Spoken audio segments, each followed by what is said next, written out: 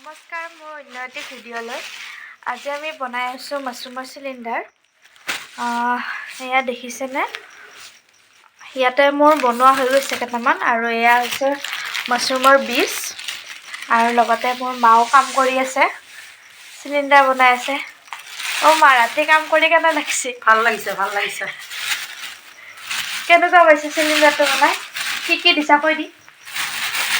চিলিণ্ডাৰটো প্ৰথমতে পলিথিনটো লৈ লৈছোঁ, তাৰপিছতে খেৰ ভৰাইছোঁ।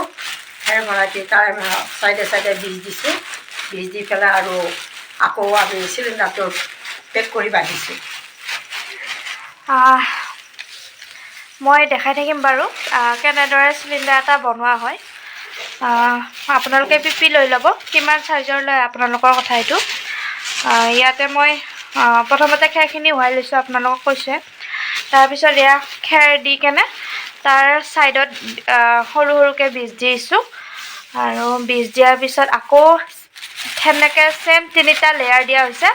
তাৰপিছত আমি লবৰেদি এনেকৈ বান্ধি কেনে আমি ফুটা কৰিছোঁ।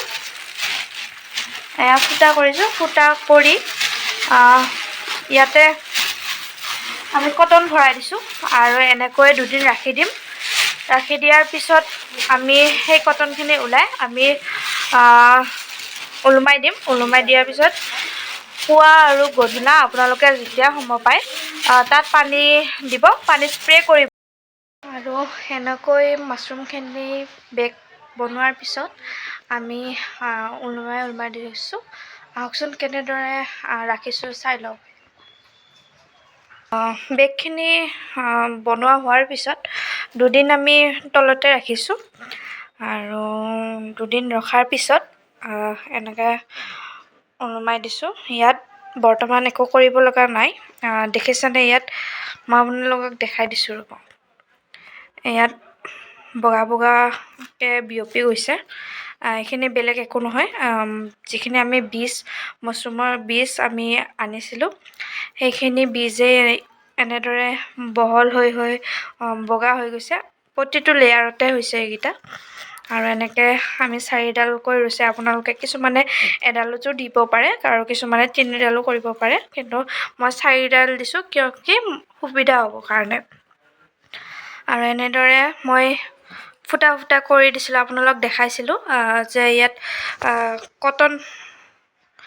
কটন সোমাই দিছোঁ। একচুৱেলি ইয়াত কটন সোমাই দিয়াৰ পিছত আমি 2 দিন পিছত আমি কটনখিনি ওলাই দিয়া গৈছে।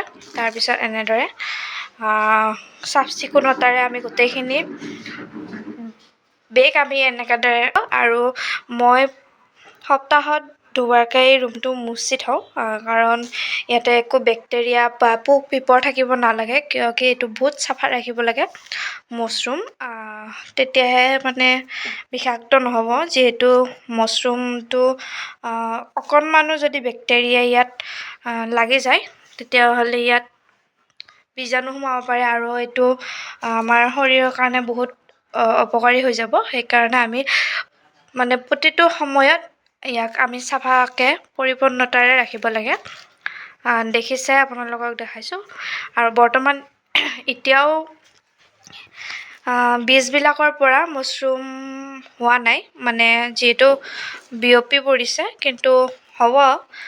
আপোনাৰ এমাহো লাগিব পাৰে, 90 দিনো লাগিব পাৰে, আৰু তাৰ আগতেও ফুলিব পাৰে। সেইটো আৰু আপোনালোকৰ বীজটোৰ লগত কথা হ'ব। গতিকে ইয়াক আমি এনেদৰে ৰাখি দিম, আৰু মাজে মাজে ইয়াত অলপমান নিমৰ পানীৰে হয়তো আপুনি বেগবিলাক চাফা কৰি ৰাখিব পাৰে, ধুনীয়াকৈ মুচি দিব পাৰে। আৰু ইয়াৰে পিছত যেতিয়া নেকি মাছৰুমখিনি ওলাব, তেতিয়া আপোনালোকক মই আৰু এটা ভিডিঅ' লৈ আপোনালোকৰ মাজত দেখুৱাই দিম। ধন্যবাদ।